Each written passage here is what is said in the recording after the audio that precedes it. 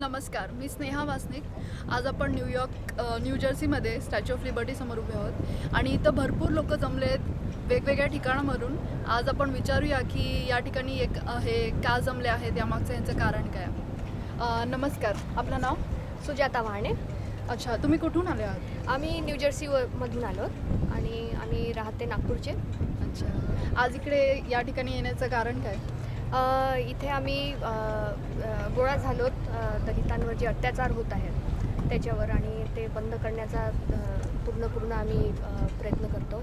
आणि कारण मागच्या 2 वर्षापासून आम्ही बघत आहोत की हे अत्याचार कमी होत नाही आहेत, उलट वाढत आहेत. तर आम्हाला एक संदेश पाठवायचा आहे की आम्ही त्यांच्यासोबत आहोत आणि आम्ही त्यांच्या सुखादुखात त्यांना आम्ही साथ देऊ. आज तुम्ही सगळे कुठून आले आहेत?